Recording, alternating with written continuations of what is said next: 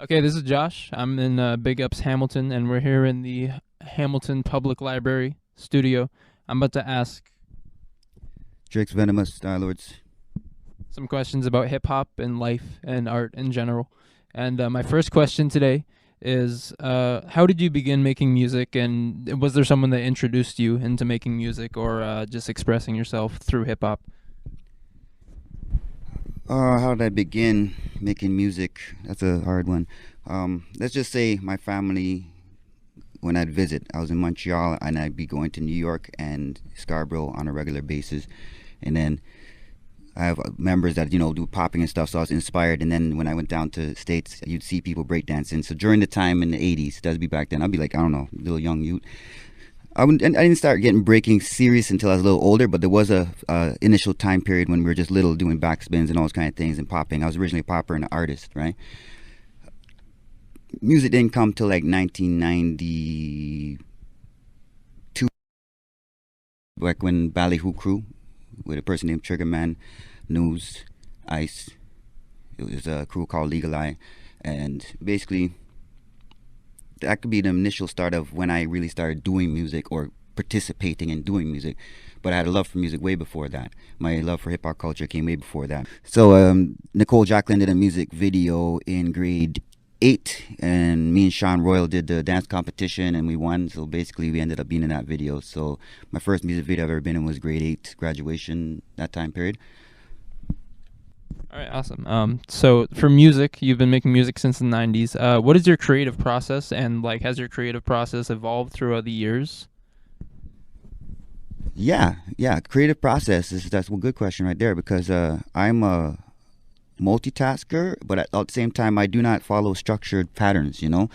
I look at it the same way you'd say how Bruce Lee would have looked at martial arts, in the sense that I'm not going to sit there and do it how like the television tells me how to do it, because I don't like having puppet strings on my elbows and stuff like that. So I see creativity as a way to channel anxieties and possibly demons, you know what I mean? So basically I do music, I make beats, I've worked with artists that actually made it, I've won competitions, I've been on MTV multiple times, I've been on Much Music multiple times, I was on Bravo Television.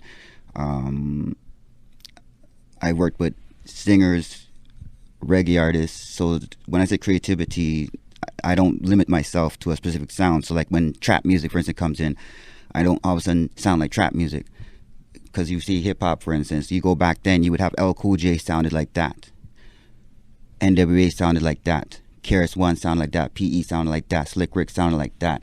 So for dancing, like, how often do you dance? Have you been like keeping up with it throughout the years, and how often do you practice your breaking and breakdancing? Well, there was a time when I was fanatical with it. I used to practice on a regular, and I used to practice big time, because I was like one of the pioneers up here. Definitely one of the pioneers in Canada. You know what I mean? There's no breaker in Canada that can say they don't have an idea of who I am. You know what I mean? I'm definitely in the loop when it comes to that realm, right? What was your question again, as far as how often? Oh, how often I practice?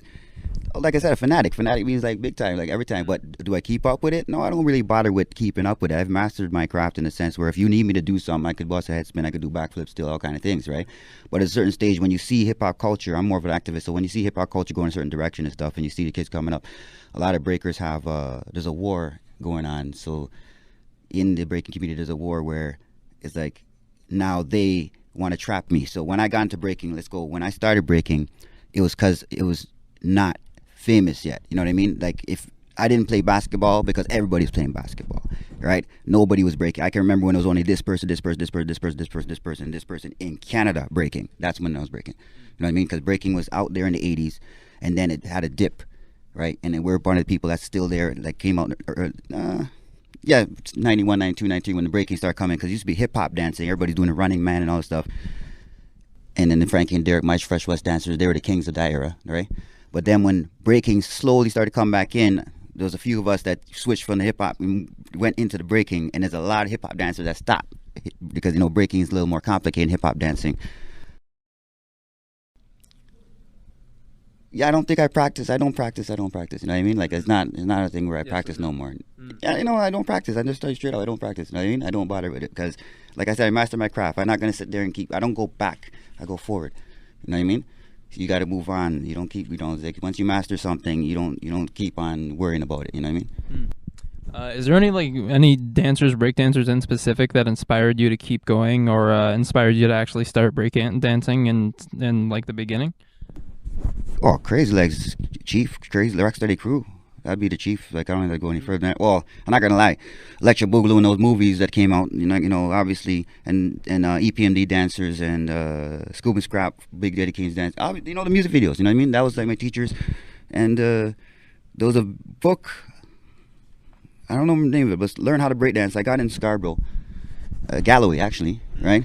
And that's the actual book that actually got me going. Thanks to Sam, big up Sam. My cousin used to be manager of the Galloway Inter Scarborough basketball center inside the building, and that's where I actually learned my six step. Then you got a person, Brian Goupil in Hamilton, taught me the windmill, and he showed me some more details. You know what I mean? And once I got the windmill, that was it. You know what I mean? Like once the windmill came, then that really got me going. You know, so Brian's shocked because when I came to him and asked him how to do windmill, he thought I was just gonna learn the windmill. He didn't know I was gonna take it and do all that. You know what I mean? So to talk a little bit more about music, is there any could you list, this is a hard question, but could you list 3 songs that are like key to your life, or 3 of your favorite songs that are key to your life and you can come back on and always inspire you? Yeah, but I can't name really hip hop songs that do that. Like Thriller, absolutely, right? That one there is just powerful. Doves Cry, could relate to that, doing family things. And I don't even want to say the rest because like they're kind of equal. But some Keras One tunes, Planet Rock, what's that song? Jam on It. There's a lot of songs, man. So for today's music, do you enjoy hip hop today? Like, are you happy with the current state of hip hop, or do you is there a certain type of hip hop and like a specific genre in hip hop that you detest?